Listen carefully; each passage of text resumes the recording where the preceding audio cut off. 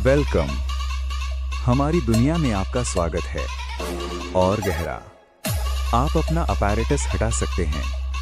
नहीं, रुकिए, ये वातावरण खास तौर पर आपके लिए तैयार किया गया है। क्या आप मुझ पर भरोसा करेंगे, बकली? उसने एक गहरी अस्थायी सांस ली और उसे किसी भी तरह की तकलीफ महसूस नहीं हुई। टीम के दूसरे सदस्यों ने ये देखा और एक एक करके अपने हेलमेट उतार दिए।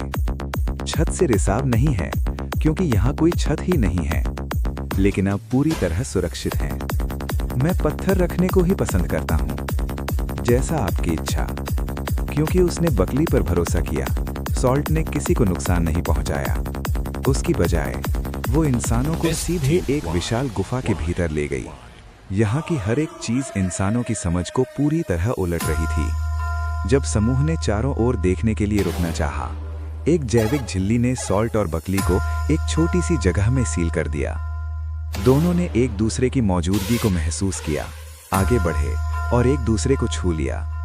तभी सॉल्ट ने बकली को एक सच्चाई बताई। उन्नत जलीय प्रजातियां मानव मस्तिष्क को पढ़ सकती हैं, और वो बकली के दिल से जानती थी कि वो धरती